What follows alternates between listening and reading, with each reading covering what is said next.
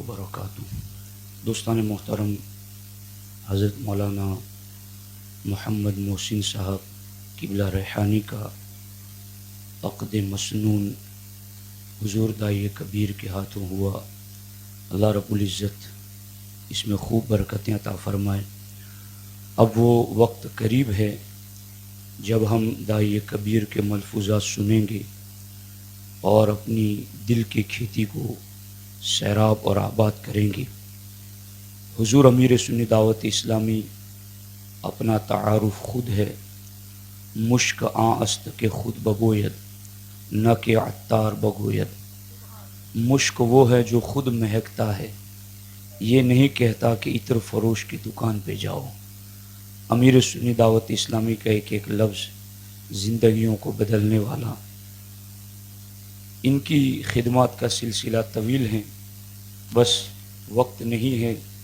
ہم حضرت کے ملفوظات سنیں گے اور حضرت کے خطاب سے قبل تکبیر و رسالت کی صدائیں لگا کر ہم اپنے قلوب و اذہان کو پاک کریں گے۔ نعرہ تکبیر، نعرہ تکبیر، نعرہ رسالت، نعرہ رسالت۔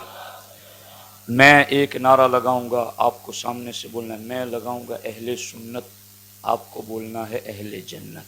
اہل سنت، اہل سنت، اہل سنت۔ ہر پروگرام میں یہ نعرہ لگا، اہل سنت، اہل سنت، اہل سنت۔ نعرہ تکبیر، نعرہ رسالت، حضور امیر سنی دعوت اسلامی، وقار اہل سنت، سنی دعوت اسلامی، نعرہ تکبیر، نعرہ رسالت۔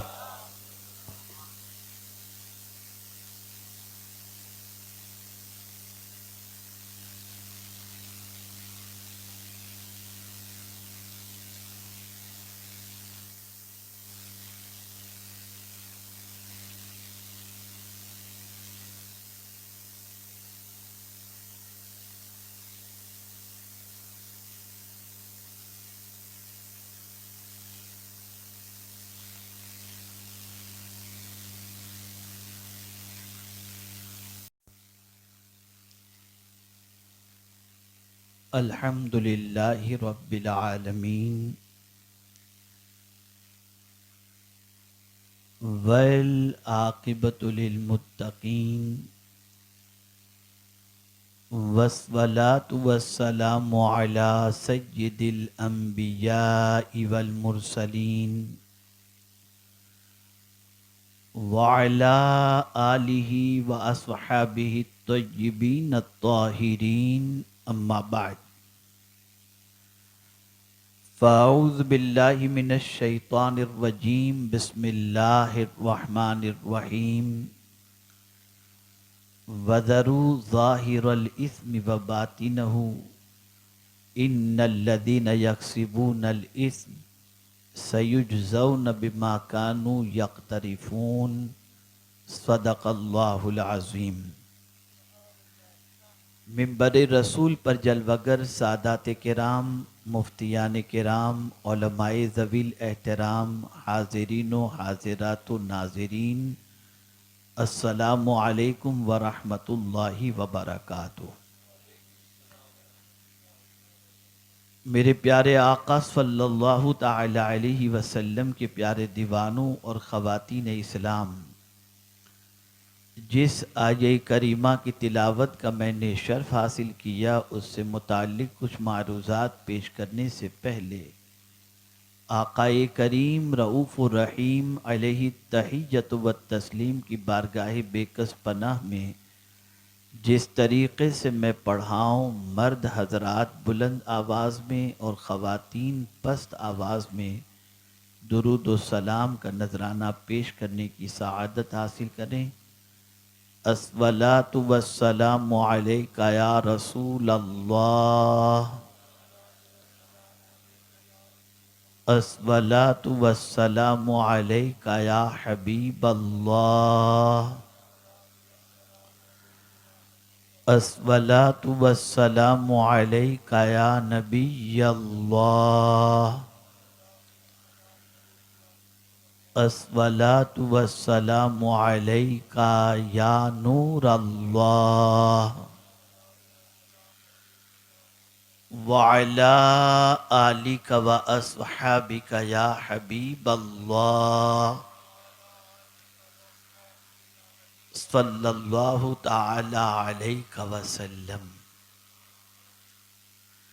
میرے پیارے آقا صلی اللہ تعالی علیہ وسلم کے پیارے دیوانوں،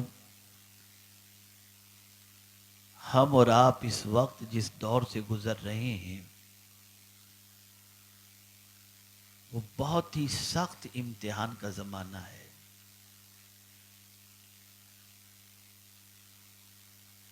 ایک پروسیس تھا جو ختم ہو چکا اور اب دوسرا پروسیس شروع ہو چکا۔ 100 سال تک کم و بیش ایک پروسیس چلا مسلمانوں کو بے عمل کرنے کا، اور جب مسلمان بے عمل کی وادیوں کے اندر گھر گیا اور جب مسلمان کی نزدیک گناہ کی کوئی حقیقت نہ رہی اور گناہ کرنا اس کے لیے باعث فخر محسوس ہونے لگا اور گناہوں کے دلدل میں ڈوب جانے پر اسے کوئی شرمندگی محسوس نہ ہونے لگی، تو اب دوسرا پروسیس شروع ہوا ہے بے عملی سے بے ایمانی کی طرف۔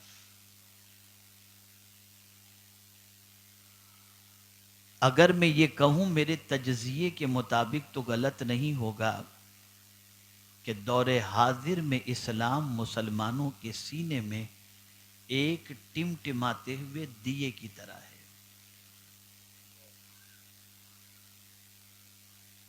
آج ہمارے حالات ایسے بن گئے کہ ہمارے نزدیک ہر چیز کی اہمیت ہے، ایمان و اسلام کی اہمیت ہمارے اندر نہیں ہے۔ میرے پیارے آقا صلی اللہ تعالی علیہ وسلم کے پیارے دیوانوں، ایک لہر چل رہی ہے پوری دنیا کے اندر، اور وہ لہر ہے آزادی کے نام پر اسلام بیزاری کی لہر۔ یار یہ مولانا لوگ کہتے ہیں یہ مت کرو وہ مت کرو، یہ نہ کھاؤ اس کی ہوٹل میں نہ کھاؤ، ادھر کھانا نہ کھاؤ، یہ مت کرو، یہ کب تک چلتا رہے گا؟ دنیا کہاں سے کہاں نکل گئی اور یہ لوگ ابھی تک یہی باتیں کر رہے ہیں۔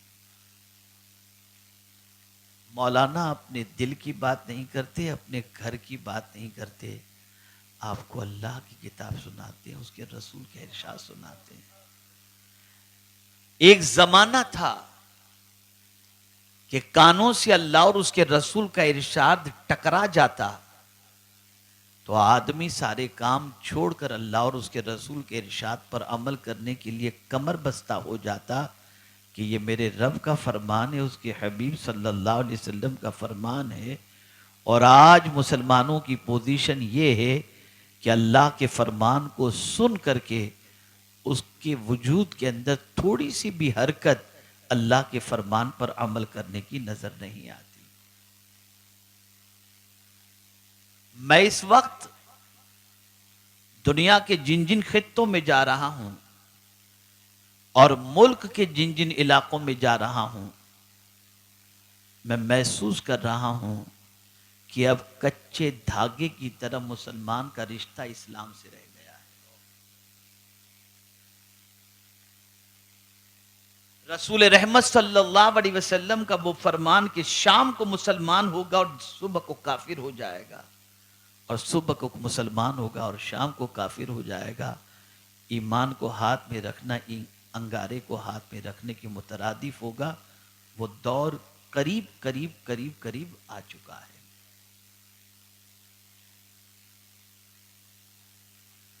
میرا ایک مضمون ان قریب آئے گا، مسلمانوں میں اسلام تلاش کرو۔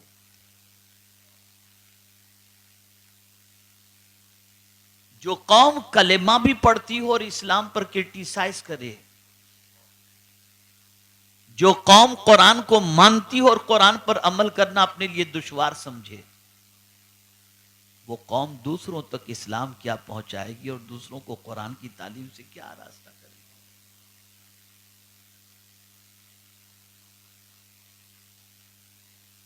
ایک بات میں نے کل بہار میں کہی تھی، ایک چھوٹے سے علاقے میں، بہت چھوٹا غربت زدہ علاقہ، وہاں صرف وہ لوگ چاہ رہے تھے کہ میں تھوڑی دیر کے لیے پہنچ جاؤں، تو میں تھوڑی دیر کے لیے چلا گیا تھا۔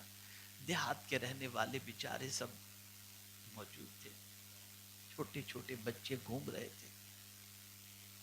من ان کو دیکھ کر میں تھوڑا تصور میں ڈوب گیا، سوچنے لگا،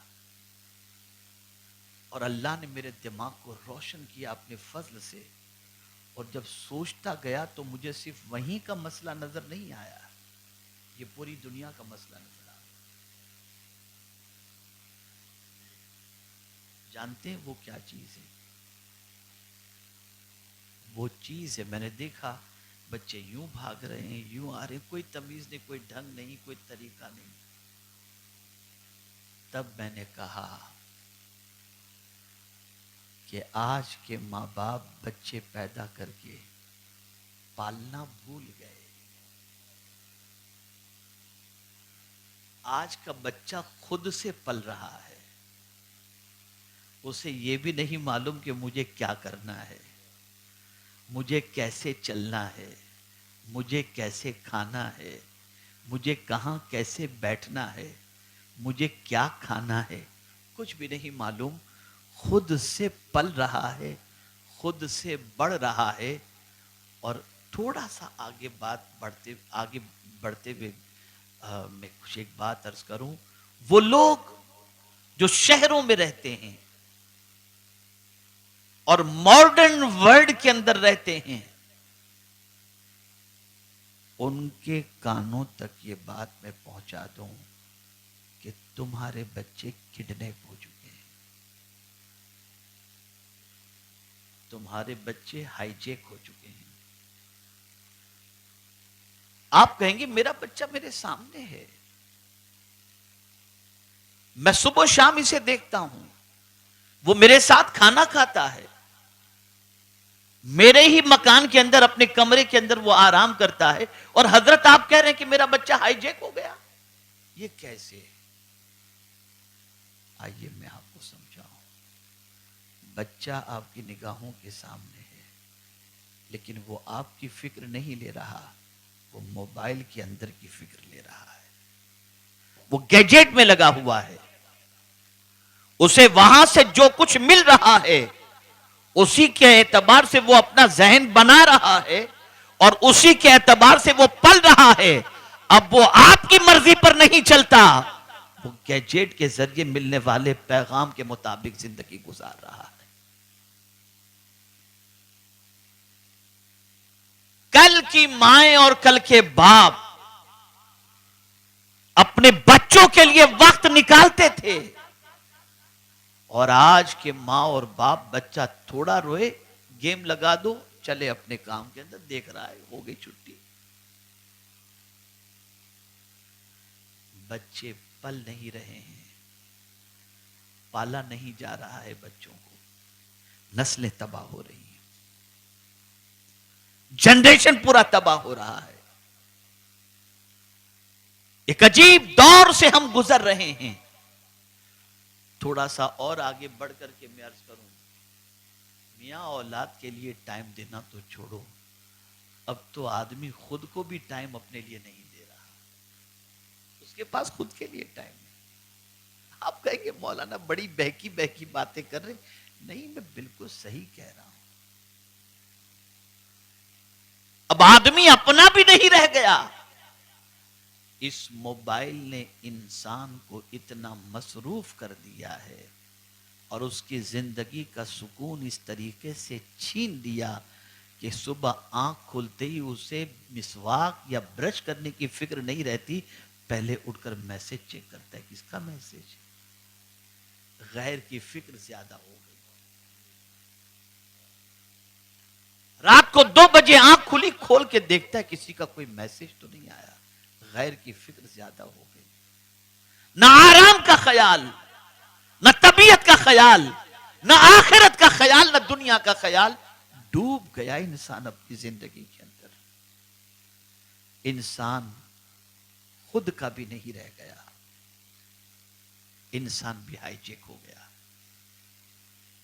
مرد بھی ہائی جیک، عورت بھی ہائی جیک، بچہ بھی ہائی جیک. اور زندگی ایسی بن گئی کہ العیاذ باللہ. اور یہ کیوں کیا گیا؟ یہ ایسا نہیں ہے کہ یوں ہی ہو گیا، نہیں، یہ کیا گیا ہے اور کیا جا رہا ہے. میں قرآن کی روشنی میں سمجھاؤں گا انشاءاللہ. یہ کیا جا رہا ہے. تعلق باللہ، تعلق بالرسول، تعلق بالاسلام کسی بھی طرح سے انسان کا ٹوٹ جائے اور کسی بھی چیز کو توڑنے سے پہلے کمزور کیا جاتا ہے، پھر توڑا جاتا ہے. تو ابھی کمزور کا پروسیس چل رہا ہے. اب آئیے میں آپ کو سمجھاؤں. یہ ایک تمہید میں نے بات کی اور اس کو میں قرآن کی روشنی میں اور تفسیر کی روشنی میں سمجھاؤں گا تو بات سمجھ میں آ جائے گی. قرآن کہتا ہے وَذَرُوا ظَاهِرَ الْإِثْمِ وَبَاطِنَهُ، اور چھوڑ دو کھلا گناہ اور چھپا گناہ. یہ کون کہہ رہا ہے؟ اللہ فرما رہا ہے کھلا گناہ بھی چھوڑ دو اور چھپا گناہ بھی چھوڑ دو. آج کل کم علم لوگ اپنی عقل چلا کر کے جو ہے وہ معنی نکال لیتے، لیکن قرآن کا معنی اور مفہوم کو نکالنے کے لیے بھی آپ اور ہم جیسے کی بس کی بات نہیں. جس کے پاس 52 کے قریب علوم ہو اور مفسرین پر جس کی نگاہ ہو، وہی قرآن کے اسرار و رموز کو دوسروں کے سامنے پیش کرنے کی صلاحیت رکھتا ہے. خالی عربی دانی کافی نہیں ہے. آج کل ہمارے نوجوان یوٹیوب پر بہکی باتوں کو سن لیتے ہیں اور عربی داں کی بات سن کر کے بھٹک جاتے ہیں. العیاذ باللہ. اب سمجھیے وَذَرُوا ظَاهِرَ الْإِثْمِ وَبَاطِنَهُ، اور چھوڑ دو کھلا گناہ چھپا گناہ. کھلا گناہ اس سے کیا مراد ہے اور چھپے گناہ سے کیا مراد ہے؟ اب ہم جب مفسرین کے اقوال کو پڑھتے ہیں تو ہماری عقل دنگ رہ جاتی ہے. حضرت امام مجاہد رضی اللہ المولا تبارک و تعالی عنہ نے کھلے گناہ سے کون سے گناہ مراد لیے اور چھپے گناہ سے کون سے گناہ مراد لیے؟ اس لیے کہ تفسیر میں امام مجاہد کا اپنا مقام ہے، بڑے عظیم مفسر ہیں وہ. امام مجاہد رحمت اللہ تعالی علیہ فرماتے ہیں کہ کھلے گناہ سے مراد یہ ہے کہ اعضاء اور جوارح سے جو گناہ ہوتے ہیں وہ بھی چھوڑ دو، اور چھپے گناہ سے دل کے جو گناہ ہیں اسے بھی چھوڑ دو. آج تک تو آپ یہ سنتے چلے آئے کہ آنکھ سے یہ مت دیکھو، کان سے یہ مت سنو، ہاتھ سے یہ مت کرو، لیکن اس کے اندر ایک اور نقطہ بھی اجاگر کیا گیا ہے اور وہ یہ ہے کہ یہ تو ہے ہی کہ ہاتھ سے گناہ نہ کرو، زبان سے گناہ نہ کرو، آنکھ سے گناہ نہ کرو، کان سے گناہ نہ کرو. جن چیزوں کے لیے اللہ نے آنکھ، کان، دل، زبان ساری چیزیں عطا فرمائی، انہی کاموں میں اپنے ان اعضاء کو استعمال کرو. ایک بات اور بھی فرمائی گئی کہ ہاتھ سے کسی کو مار دھاڑ بھی نہ کرو. یہ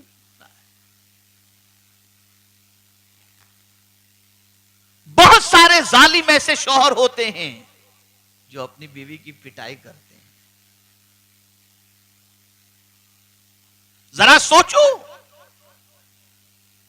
اور غور کرو اس پر. آپس میں جھگڑا فساد ہوتا ہے, بات چیت ہوتی ہے, مار دھاڑ کرتے ہیں. جہاں جتنی شریعت نے اجازت دی اس سے آگے نکلنا یہ اللہ عز و جل کی نافرمانی ہے. اب میں آپ سے سوال پوچھتا ہوں, آج ہماری نوجوان نسل گناہوں کے دلدل میں اتنی ڈوب چکی ہے کہ اللہ اکبر, میں تو جب میرے پاس نوجوان تباہ ہو کر برباد ہو کر آ کر کہانی سناتے ہیں اپنی بربادی کی, تو مجھے اندر سے محسوس ہوتا ہے کہ یا اللہ ہماری قوم کہاں جا رہی ہے. وہ جوان جو ابھی 14-15 سال کی دہلیز پر قدم رکھا ہے, 19 تک پہنچنے سے پہلے اپنے وجود کو ناکارہ بنا دیتا ہے.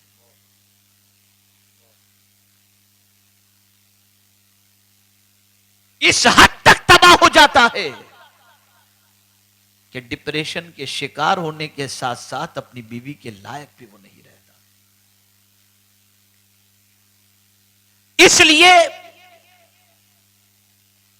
کہ یوٹیوب پر, سوشل میڈیا پر گندگی کو اتنا پھیلایا جا رہا ہے کہ تازہ تازہ جوان بہت جلدی بہک کر ایسے ماحول کے اندر پرورش پانے والا جہاں پر دین کی کوئی خوشبو بھی صحیح معنوں میں نہ پہنچی ہو, وہ جلدی سے اس کا شکار ہو کر ختم ہو جاتا ہے. فیملی لائف ڈسٹرب ہو جاتی ہے, باپ کا چین, ماں کی نیند اڑ جاتی ہے, اور خود وہ شخص اپنی زندگی سے ہار جاتا ہے. یہ سچویشن ہے اس وقت. تو امام مجاہد نے فرمایا اعضا سے گناہ, اس لیے اپنے اعضا کی حفاظت کرو. ہاتھ کی حفاظت کرو, نگاہ کی حفاظت کرو, کان کی حفاظت کرو, پیر کی حفاظت کرو, اس لیے کہ یہ سب اللہ کی دی ہوئی امانت ہے.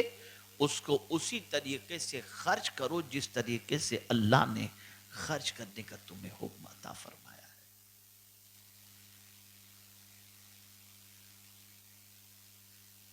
دل سے گناہ, چھپا ہوا گناہ, جا بجا قرآن مقدس میں اللہ نے فرمایا ان اللہ علیم بذات الصدور یعلم خائنۃ الاعین وما تخفی الصدور. جا بجا فرمایا یعلم ما توسوس به نفسہ. اور قربان جائیے قرآن کی عظمت پر, میری اپنے اعتبار سے ایک ناقص اسٹڈی کے اعتبار سے میں بتاؤں, جہاں جہاں میرے رب نے دعویٰ کیا وہاں فوراً میرے رب نے دلیل بھی پیش فرمائی, فوراً دلیل بھی پیش فرمائی. جیسے فرمایا یعلم ما توسوس به نفسہ, فوراً فرما دیا وَنَحْنُ أَقْرَبُ إِلَيْهِ مِنْ حَبْلِ الْوَرِيدِ, فوراً دلیل دے دی کہ تو سمجھتا ہے کوئی نہیں جانتا, دور رہنے والا کیا جانے. ارے نادان, میں تیری شہر رگ سے بھی زیادہ قریب ہوں, تیرے دل کی چھپی ہوئی باتوں سے واقف ہوں. اسی لیے محدثین ام الحدیث کے طور پر نیت والی حدیث کو فرماتے انما الاعمال بالنیات, اس لیے کہ اس کی خبر خدا کے علاوہ کسی اور کو نہیں. وہ جانتا ہے, وہ جانتا ہے. اسی لیے حضور صلی اللہ علیہ وسلم نے فرمایا میری امت کا شرک میں گرفتار ہونا مجھے رلا رہا ہے. تو صحابہ نے عرض کیا کیا حضور آپ کی امت بھی شرک میں گرفتار ہوگی؟ سرکار نے فرمایا ہاں شرک اصغر میں. کہا حضور یہ شرک اصغر کیا ہے؟ کہا ریا, دکھاوا, دنیا کے سامنے کچھ اور دل میں کچھ.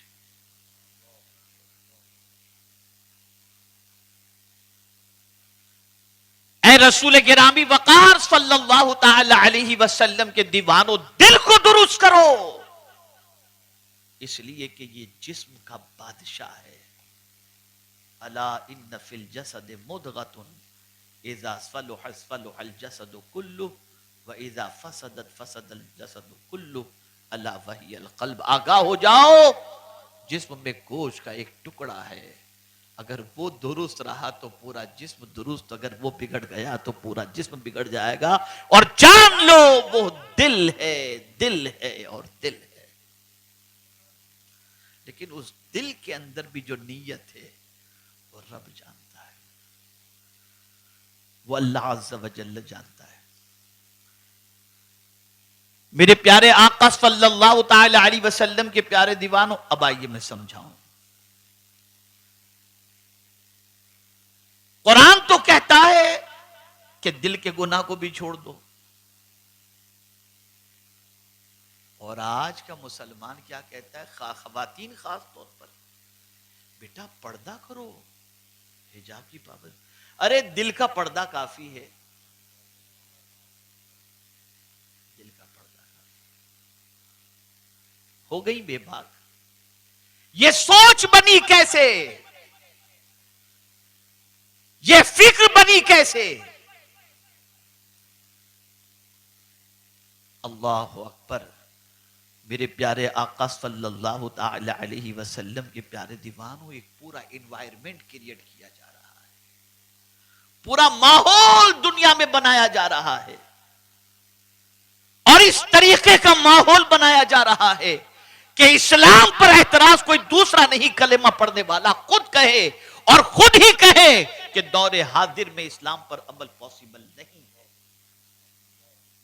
یہ سچویشن بن چکی ہے. مور دین 90% لوگ کہتے ہیں مولانا ہم سے نہیں ہو سکے گا، ہم قرآن پر عمل نہیں کر سکتے. العیاذ باللہ. تو امام مجاہد رحمت اللہ تعالی علیہ نے فرمایا کہ یہ جو فرمایا گیا وَذَرُوا ظَاهِرَ الْإِثْمِ وَبَاطِنَهُ، اس سے مراد یہ ہے کہ اعضاء کے گناہ بھی چھوڑ دو اور ساتھ ہی ساتھ دل کے گناہ کو بھی چھوڑ دو. حضرت امام کلبی رحمت اللہ تعالی علیہ کا مقام بھی تفسیر میں بہت اونچا ہے.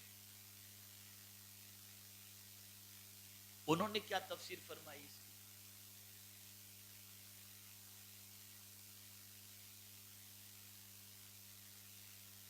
تو انہوں نے ارشاد فرمایا کہ یہ جو فرمایا گیا کھلا گناہ بھی چھوڑ دو، چھپا گناہ بھی چھوڑ دو، اس سے مراد یہ کھلے گناہ سے زنا ہے، اور چھپے گناہ سے مراد یہ ہے فساد فی الارض، زمین پر فساد بپا کرنا.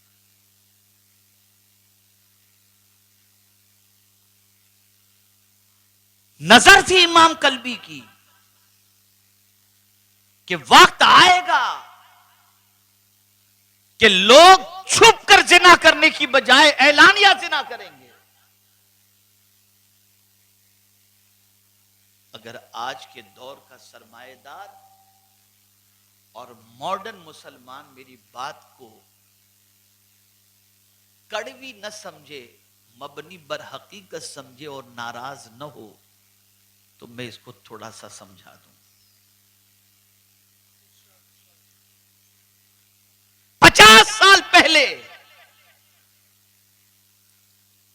جس بچی کا رشتہ جس بچے سے کیا جاتا، ایک نظر دونوں دیکھ لیتے، پھر نہ کبھی لڑکے کو لڑکی سے ملنے دیا جاتا، نہ لڑکی کو لڑکے سے ملنے دیا جاتا.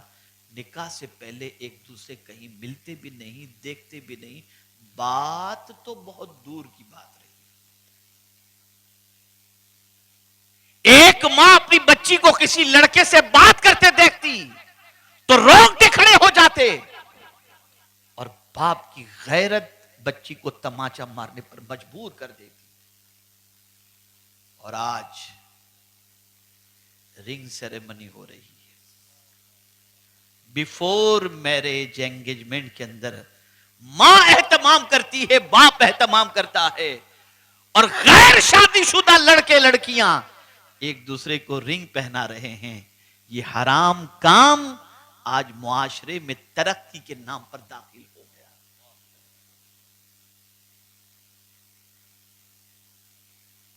بعض مائیں اپنی بچیوں کے منگیتر کے ساتھ بچیوں کو اکیلا چھوڑ دیتی ہیں کہ جاؤ جہاں گم نہ ہو گمو. اب تو یہ تمہارا ہی ہے اور تم اس کی ہو.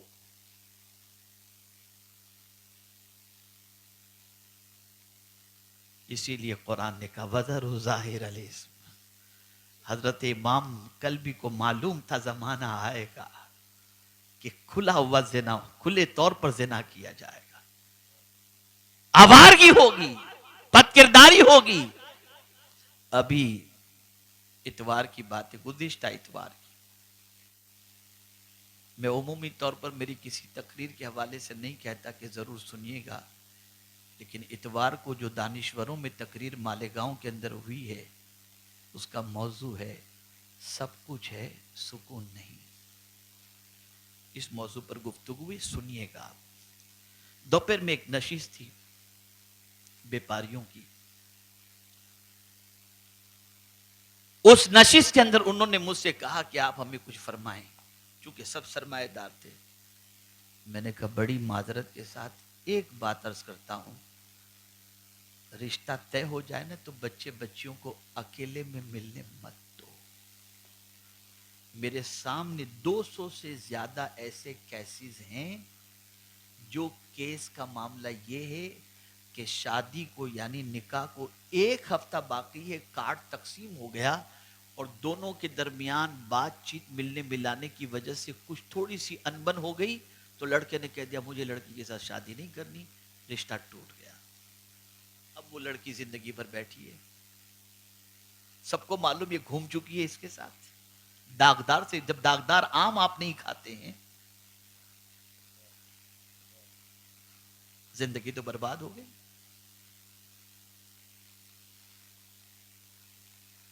آج کھلا ہوا گناہ ہو رہا ہے. قرآن کہتا ہے چھوڑ دو، ہم کہتے ہیں اور آگے بڑھیں گے. معاذ اللہ. ظاہری گناہ چھوڑو، یہ ملنا ملانا، یہ آوارگی، یہ بد کرداری، یہ تعلقات، ان ساری چیزوں کو ختم کرو. اب تو اللہ رحم و کرم فرمائے. شادی شدہ عورتیں بھی، میں نہیں کہتا کیا سچویشن ہے، اور شادی شدہ مرد اللہ رحم و کرم فرمائے ان کی بھی کیا سچویشن ہے، میں کچھ نہیں کہہ سکتا. گندگی میں ڈبا دیا جا رہا ہے، گناہوں سے لت پت کر دیا جا رہا ہے. کبھی آپ نے یہ سوچا کہ نماز پڑھ کر لذت کیوں نہیں ملتی؟ کبھی آپ نے سوچا روزہ رکھ کر لذت کیوں نہیں ملتی؟ کبھی آپ نے سوچا عمرہ کر کے آنے کے بعد بھی لذت کیوں نہیں ملتی؟ واللہ یہ لذت کا چھین جانا گناہوں کی وجہ سے، یہ گناہوں کی وجہ سے.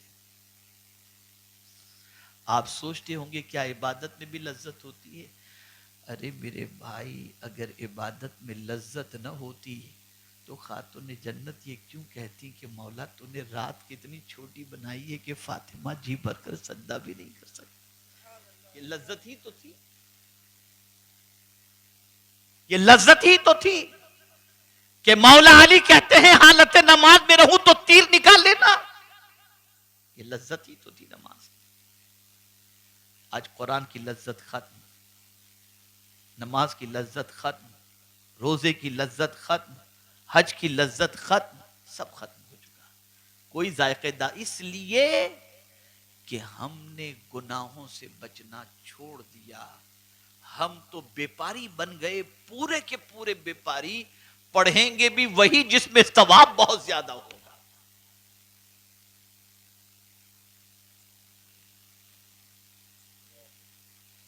ارے کعبے کے سامنے بھی جاتے ہیں تو مال کیسے زیادہ اس کی فکر. بلکہ ایک صاحب مجھ سے کہنے لگے کیا کروں، ٹف تو ہے حضرت، حج بہت ٹف ہے، اس لیے کہ اب تھوڑا سا لمبا لمبا ہو جاتا ہے، لیکن سرکار نے فرمایا نا حج کرو تو مالدار ہو جاؤ، تو چلا جاتا ہوں تاکہ کچھ دولت آ جائے. اب سب یہی ہو گیا ہے، گناہ معاف کرانے نہیں جا رہے ہیں، مالدار ہونے. یہ دنیا کا حال ہو گیا.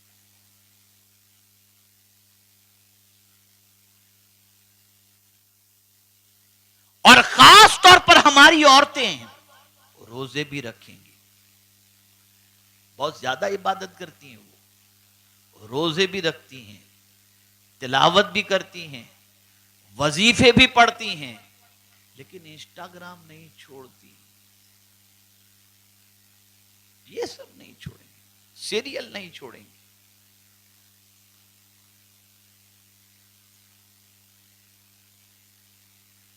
اے رسول اعظم صلی اللہ علیہ وسلم کے دیوانوں، زنا کتنی بدترین چیز ہے. اگر اس کے بارے میں بتاؤں تو ایک چیز کے ذریعے میں سمجھا سکتا ہوں، اور وہ یہ ہے کہ زنا کرنے والا جب زنا کے اندر ملوث ہوتا ہے، اس کا ایمان اس کے سینے سے نکل کر اوپر چلا جاتا ہے.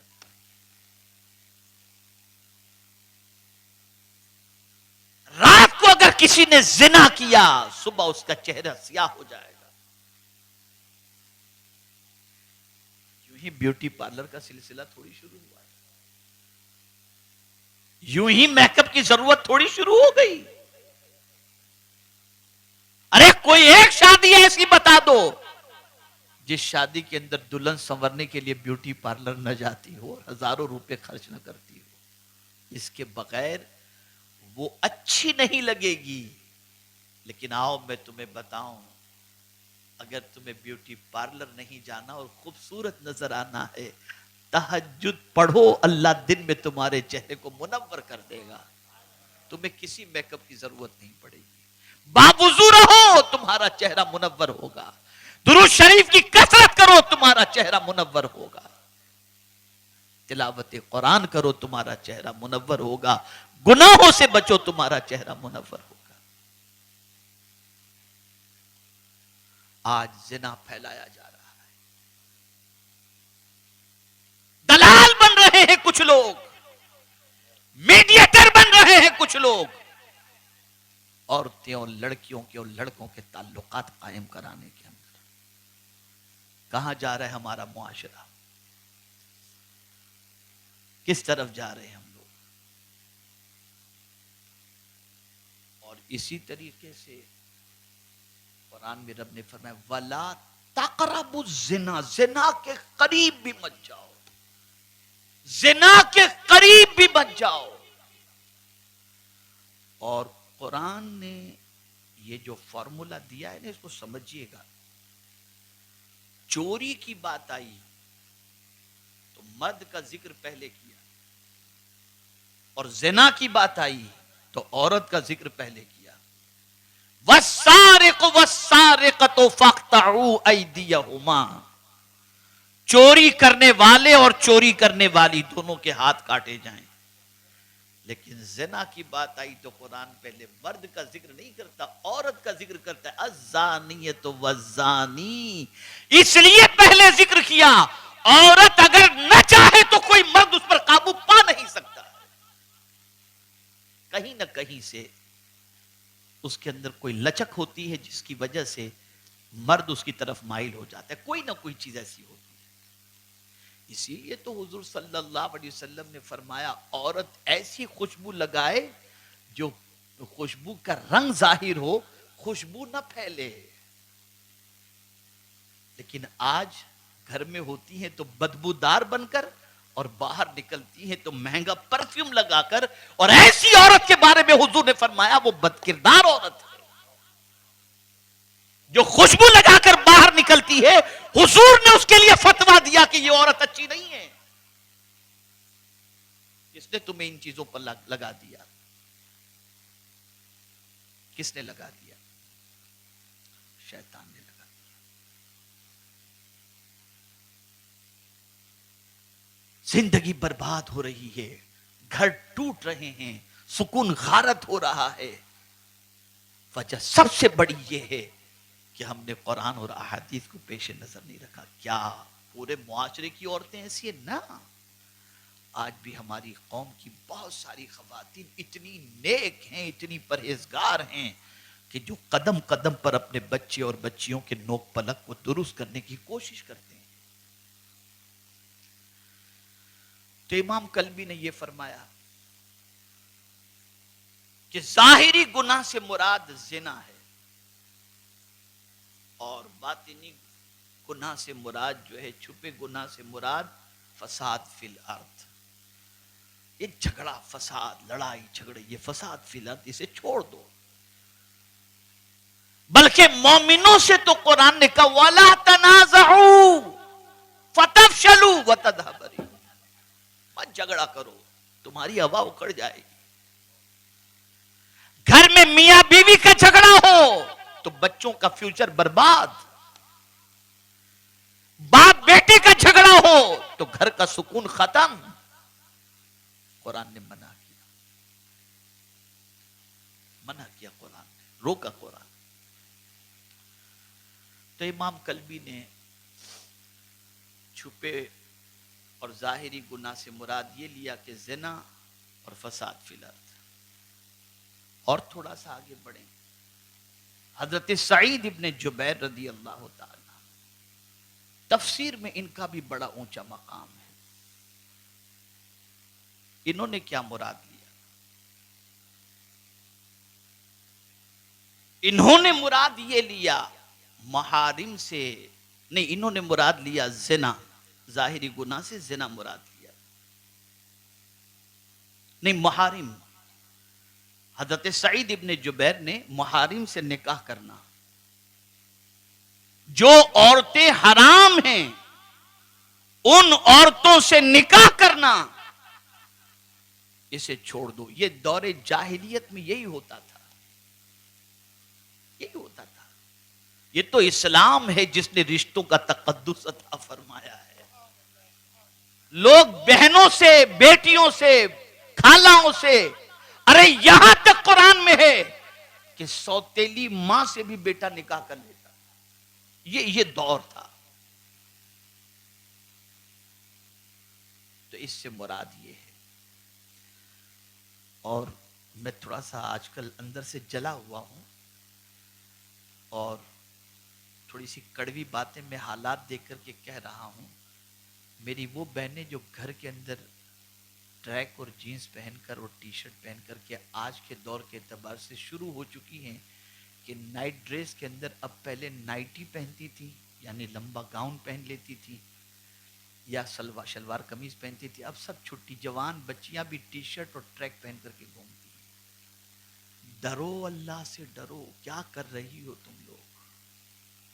تمہارے پورے جسم کے خد و خال کو اپنے بھائی، باپ اور چچا کے سامنے نمایاں کر رہی ہو. شرم نہیں آتی تمہیں؟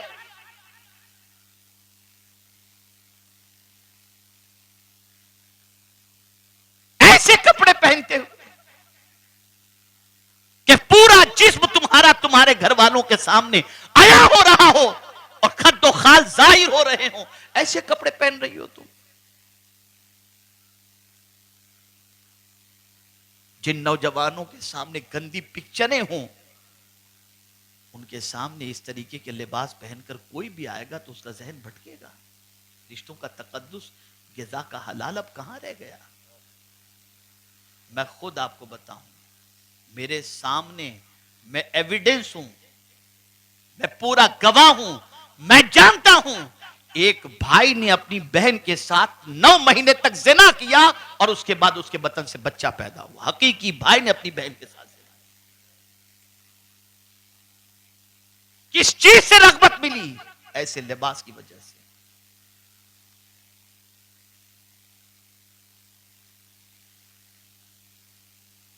چھوڑو یہ سب. یہ مت دیکھو کہ مالدار کیا کر رہا ہے، یہ مت دیکھو کہ ترقی یافتہ کیسے زندگی گزار رہے ہیں. یہ دیکھو کہ قرآن کیا کہہ رہا ہے، حضور کیا فرما رہے ہیں. اللہ سے زیادہ تم پر مہربانی کرنے والا کوئی نہیں، اور انسانوں میں حضور سے زیادہ محبت کرنے والا کوئی دوسرا ہے ہی نہیں۔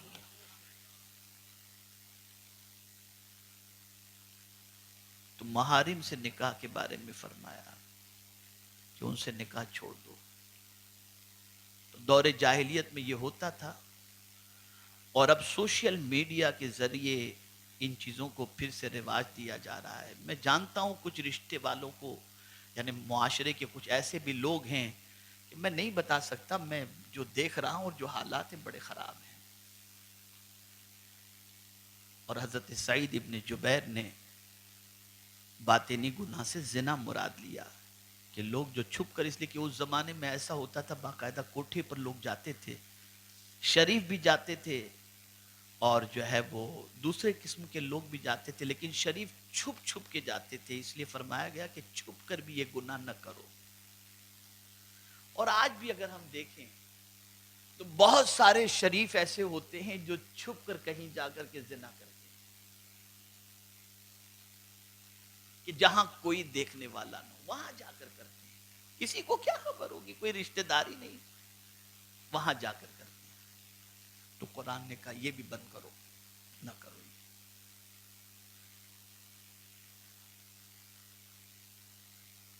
حضرت ابن زید نے، جو تفسیر کے اندر ان کا بھی مقام ہے، انہوں نے جو رائے پیش کی اسے سنیا۔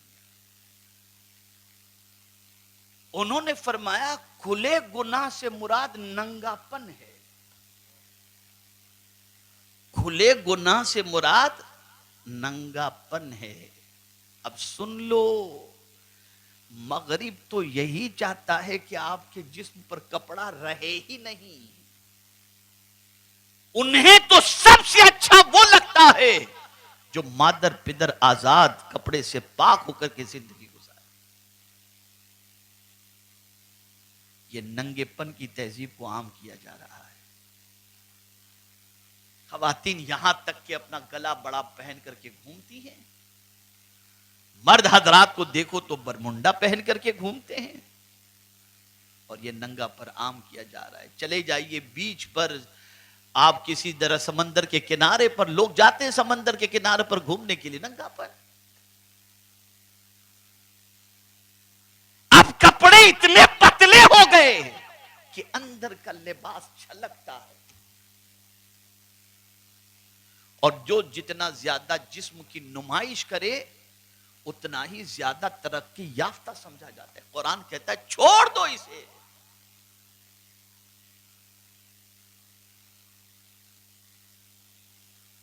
میری بہنوں سے اگر میں کہوں گا تو شاید انہیں برا لگے۔ آپ کو معلوم ہے،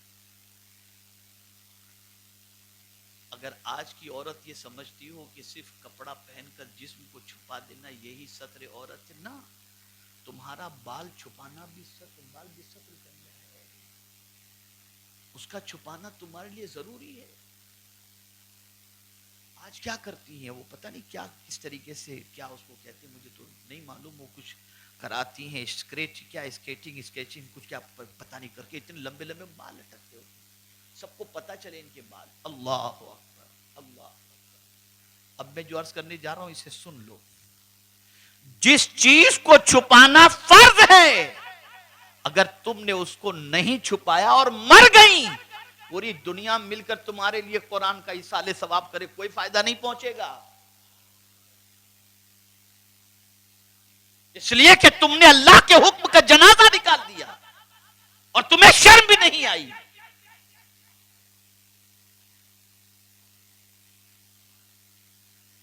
کسی عورت کا اپنے بال کو دکھانا اور اسے نہ چھپانا، مجھے حیرت ہوتی ہے، ہر مصلی کے اندر چادر ہوتی ہے، نماز کے وقت اتنے اہتمام سے چادر پہنتی ہیں کہ کہیں سے بھی بال نظر نہ آئے۔ خدا سے تو اتنا تم حیا کرتے ہو، جس کی تم بندی ہو، اور باہر مردوں سے کوئی حیا نہیں، کوئی ان سے شرم نہیں، بے خوف و خطر۔ اور یہاں وہ مرد بھی سن لے جو خوبصورت بیوی ملنے پر نمائش کے لیے لے کر کے نکلتا ہے، ذرا تم بھی نظارہ کر لو ہماری بیوی کا.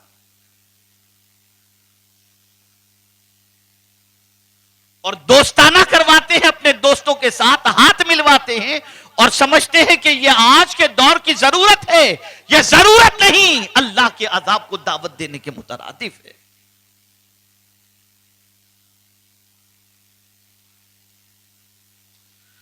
تو قرآن نے کہا ظاہری گناہ بھی چھوڑ دو،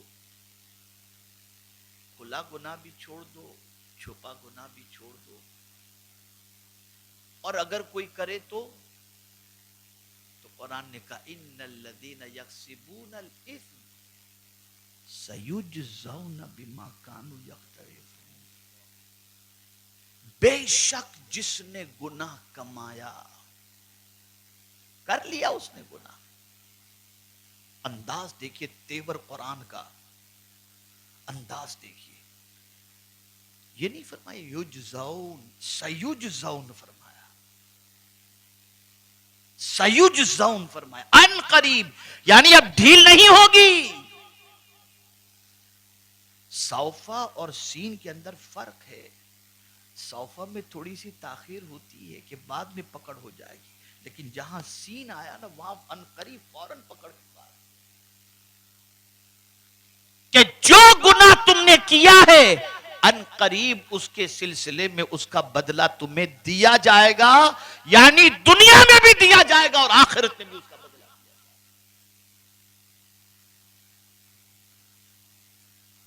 تو آج اب تو الحمدللہ بھروچ کی سرزمین پر اور بھروچ ضلع کے اندر ہمارے مصباحی علماء، نجمی علماء جیسے مفتی صابر صاحب ہیں، مولانا ظہیر الدین مصباحی صاحب، زید مصباحی صاحب قبلہ ہیں. اس کے علاوہ اور علماء، بہت سارے علماء تیار ہو گئے اور خطاب ماشاءاللہ مسلسل ہوتے رہتے ہیں.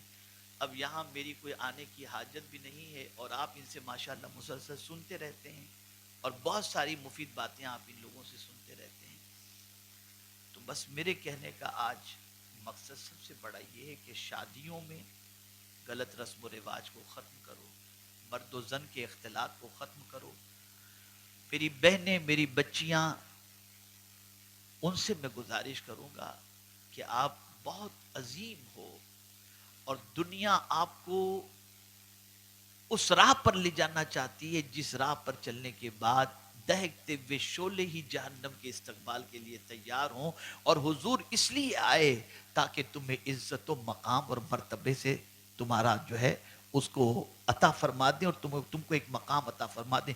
اس لیے آپ دیکھیں باپ ہے، صبح نکلتا ہے، کماتا ہے بیچارہ، بچے کی فیس کی فکر باپ کو، علاج کی فکر باپ کو، کپڑے کی فکر باپ کو. وہ صبح گھر سے بیچارہ نکلتا ہے، رات کو پلٹ کر کے آتا ہے، اتنی محنت کرتا ہے کہ خود کے لیے اچھے کپڑے بنانا بھی چھوڑ دیتا ہے. لیکن باپ کے قدم کے نیچے جنت نہیں رکھی گئی. حضور نے ماں کو مرتبہ دے دیا اور جنت ماں کے قدموں کے نیچے رکھ دی. آپ جانتے ہو آقائے کریم صلی اللہ علیہ وسلم کو خواتین کی کتنی فکر تھی. وصال کے وقت سرکار صلی اللہ علیہ وسلم کے لبھائے مبارک پر جنبش تھی. حضور کے ہونٹ ہل رہے تھے جب کان قریب کیے گئے سننے کے لیے کہ حضور کیا فرما رہے ہیں. تو عورتوں کے ساتھ اچھے سلوکی کا وصال کے وقت حضور وصیت فرما رہے ہیں. اتنا خیال. بچیوں کو زندہ زمین کے اندر درگور کر دیا جاتا تھا.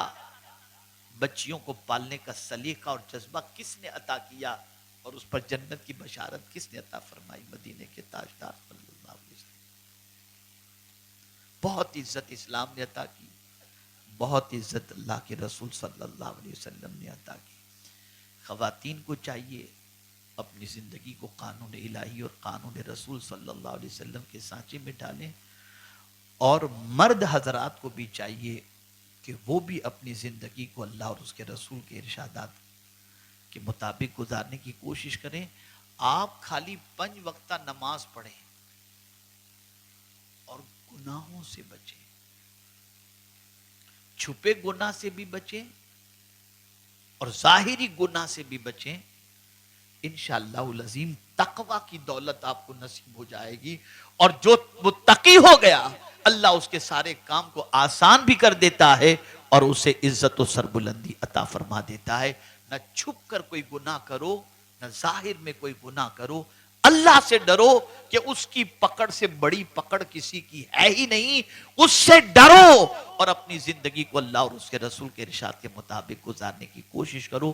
میں دل کی عطا گہرائیوں سے حضرت مولانا محسن صاحب اور ان کے ساتھ وابستہ ہونے والی بچی شاہین، ملک شاہین، اور دونوں کے خاندان والوں کو اور سب کو مبارکباد پیش کرتا ہوں، اور اللہ کی بارگاہ میں دعا کرتا ہوں کہ اللہ رب العزت جل جلالہ اس جوڑے کو مزید حضور صلی اللہ علیہ وسلم کی تعلیمات پر عمل کی توفیق بھی عطا فرمائے، اور پروردگار ہم سب کو شریعت و سنت پر عمل کی توفیق نصیب فرمائے.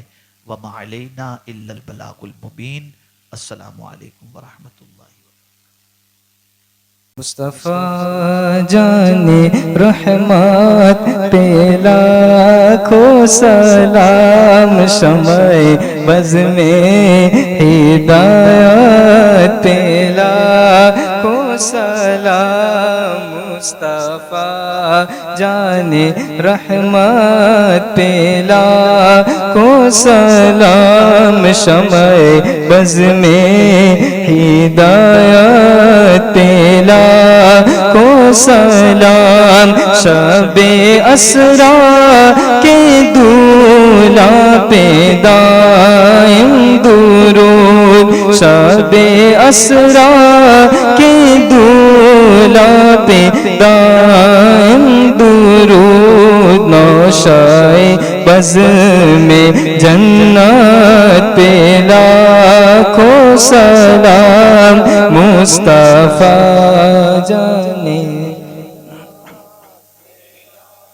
کو سلام، شمع بز میں ہدایت پہ لاکھوں سلام. کاش محشر میں جب ان کی آمد ہو، بھیجے سب ان کی شوکت پہ لاکھوں سلام. مجھ سے خدمات کے قدسی کا یہ رضا، مجھ سے خدمات کے قدسی کا یہ رضا. مصطفیٰ جان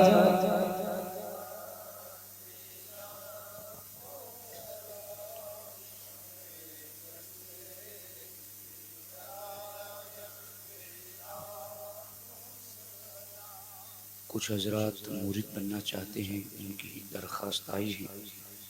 اور میں آپ کو بتا دوں کہ جو لوگ پہلے سے کسی شیخ طریقت کے مرید ہیں وہ بھی طالب بننا چاہیں تو اس نیت سے پڑھیں. طالب نہیں بننا چاہتے تو توبہ کی نیت سے پڑھیں. جو جس نیت سے پڑھے گا اس نیت سے اس کو فیض ملے گا. حضور امیر سنی دعوت اسلامی جس طریقے سے پڑھائیں اس طریقے سے آپ حضرات پڑھیں.